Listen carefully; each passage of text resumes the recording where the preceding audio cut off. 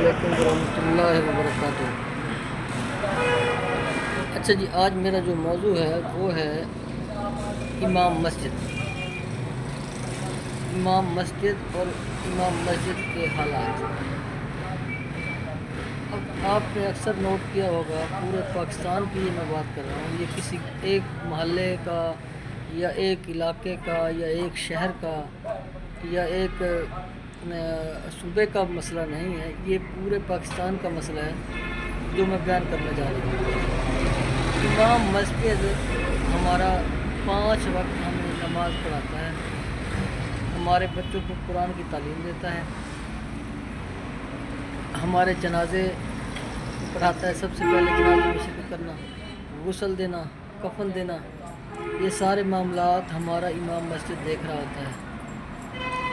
مسجد کی مکمل معاملات کو دیکھ رہا ہوتا ہے۔ اچھا، اگر غور کیا جائے تو سب سے زیادہ افیکٹ جو پڑ رہا ہے وہ امام صاحب کے اوپر ہی پڑ رہا ہے۔ وہ ایسے ہے کہ امام مسجد کی تنخواہوں کے حوالے سے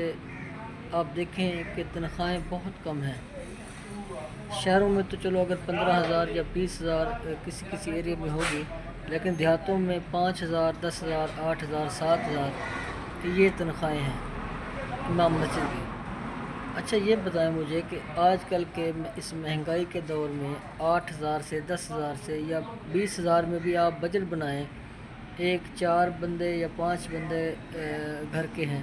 تو وہ 20,000 میں کیسے سروائیو کر سکتا ہے؟ کتنا بڑا ہم ظلم کرتے ہیں کہ ہم جس کے پیچھے نمازیں پڑھ رہے ہیں، جس بندے سے ہمارے بچے قرآن پاک پڑھ رہے ہیں، جو بندہ ہمارے مطلب موت فوت میں پہلے آتا ہے، نکاح پڑھاتا ہے، ہمیں دین سکھاتا ہے، ہم اس بندے کو ہی بھولے ہوئے ہیں۔ اب ہم نے کبھی غور نہیں کیا کہ یار ایک بندے کو اگر ہم 10 یا 15,000 روپے تنخواہ دے دیں تو وہ گزارا کیسے کر رہا ہوگا؟ وہ کیسے گزارا کرے گا اس تھوڑے سے پیسوں میں، جبکہ آج کل نارمل خرچہ 50 سے 60 سے 70,000 روپے خرچہ ہے۔ تو ایک امام صاحب کے لیے ہمارے پاس جتنے بھی ہم لوگ ہیں، ہمارے پاس اتنے پیسے نہیں ہیں کہ ہم اسے اچھے سے مطلب چلا سکیں، اس کی تنخواہ اچھی بڑھا سکیں۔ اس بارے میں سب لوگوں کو پورے پاکستان میں جہاں جہاں بھی امام مسجد صاحبان ہیں، ان کے لیے سب لوگوں کو بیٹھ کے جو کمیٹیاں بنی ہوتی ہیں اکثر مساجد کی، ان کو یہ سوچنا چاہیے کہ اگر آپ مسجد کی تعمیر و مرمت پہ پیسہ خرچ کر رہے ہیں یا آپ اور معاملات پہ پیسہ خرچ کر رہے ہیں مساجد کے حوالے سے، تو وہیں پہ آپ علماء کرام کے اوپر بھی خرچہ کریں، علماء کرام کے ساتھ بھی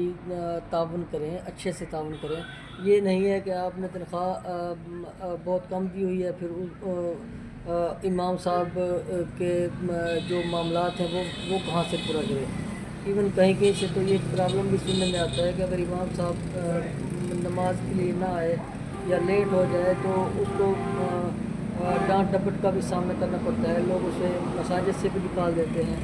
تو ان معاملات کو بھی دیکھنے کی ضرورت ہے، اور خاص کر جو میں نے یہ جو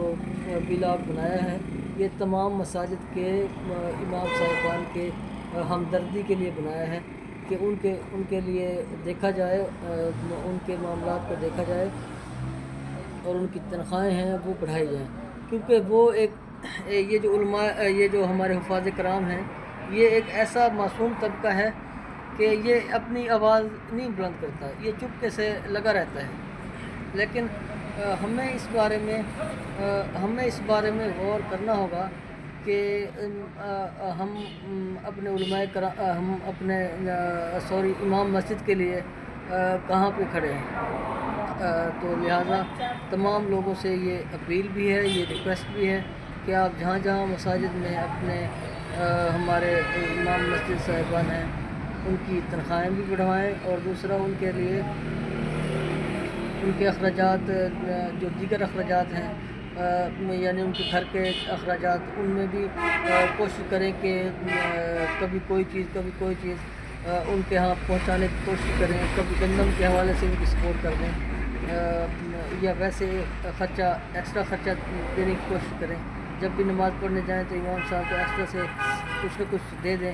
تو اس سے آپ کی روزی رزق میں بھی برکت ہوگی۔ اور امام مسجد صاحب جو اگر کوئی کسی مطلب دشواری کا سامنا کر رہا ہوگا یا مالی پریشانی کا سامنا کر رہا ہوگا، تو اس میں اس کے لیے آسانی پیدا ہوگی۔ جزاک اللہ خیر۔